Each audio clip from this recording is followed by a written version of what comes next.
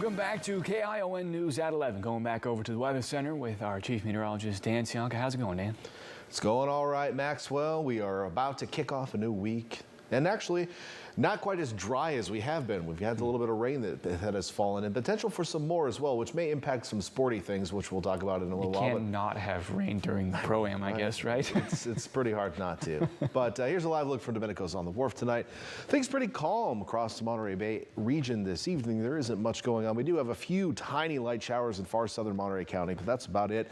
Those are winding down, although we'll still hold on to a few clouds from those, I suppose, as we head through the overnight hours. But the rest of us have cleared out, and drier air is slowly filtering in, and that is going to mean some cold temperatures by the time we wake up tomorrow morning. In fact, the next several mornings looking pretty chilly. We have a freeze warning in effect, where these dark colors are for interior areas of Monterey, San Benito, Santa Clara County, and then a frost advisory back toward the coast. And then this entire area is under a frost advisory, or excuse me, a freeze watch through Thursday morning. So we're going to have several cold nights this week.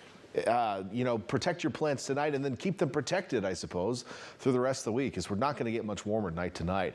And, you know, if you have outdoor plumbing in some of these areas, they've already been as cold as they're going to get this week. But, you know, it's just a reminder to protect them too. Maybe wrap a little styrofoam around a pipe or something if you're into that sort of thing. So cold nights ahead. That is something we're going to be keeping an eye on. Obviously, you keep your pets inside too at night, especially if you got one of those cats that doesn't have any hair. You've ever seen those things? Those cats that don't have any hair, like the Sphinx cats or something? Man, you don't want to be a Sphinx cat when it's that cold at night. That's what I say. So we look at our storm track. We have low pressure to the south. We see rain rotating around it, just still in the southern periphery of our viewing area. High pressure off to the north. And then just kind of this funnel of cold air back toward Northern California. And we're going to be seeing that kind of settled in over the region here over the next couple of days. Ridge isn't moving all that much. The low slowly moves to the east.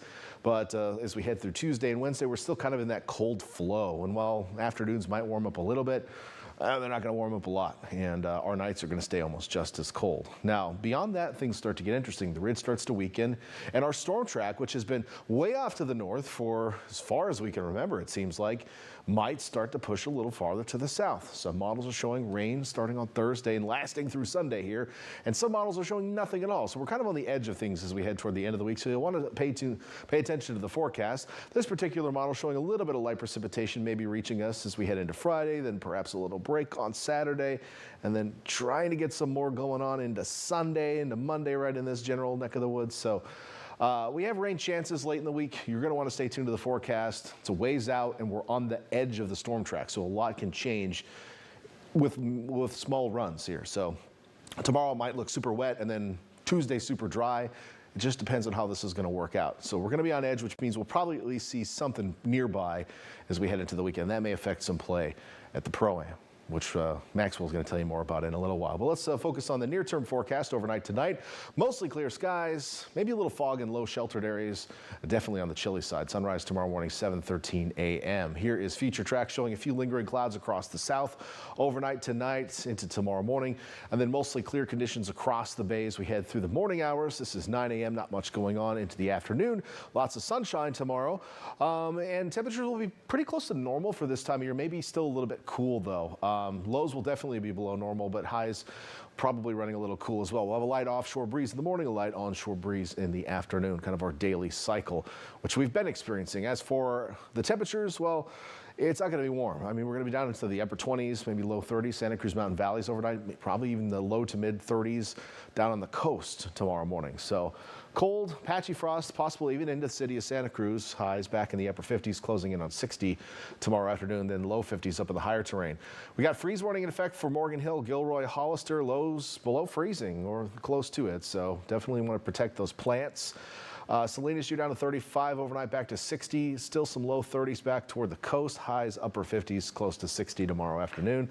Onward to the peninsula, patchy frost possible, mid 30s to around 40 for your lows. Highs back in the upper 50s tomorrow. And then down south, normally these areas would be much colder, but I think the clouds that are still kind of rotating around this low will prevent these areas from getting super cold. It will be super cold for the rest of the week though, so even if it's not 25 tomorrow morning, it may be Tuesday morning and Wednesday morning and Thursday morning. So low 30s at least, maybe a little bit lower if the clouds clear out, but highs back close to 60 tomorrow afternoon. All right, let's get to that 7-day forecast for coastal cities. Temperatures staying a little on the cooler side here for the next several days. I know there's some practice going on out at Pebble Beach. I think some main action starts on Wednesday. Looking dry for first few rounds, but maybe some rain chances Friday into the weekend. We'll watch that for you. Probably some wind with that as well. I'm not seeing any major wind at this time, but we'll keep an eye on it for you. Inland areas, oh man, the wind last year, that was fun, huh? Not, I mean, maybe it was fun for some people. Anyway, inland areas, cold mornings, mild afternoons, rain chances. There's that dang groundhog again on Sunday. It is Groundhog Day coming up on Sunday. That is a terrifying icon. I'm going to have to change that, I think.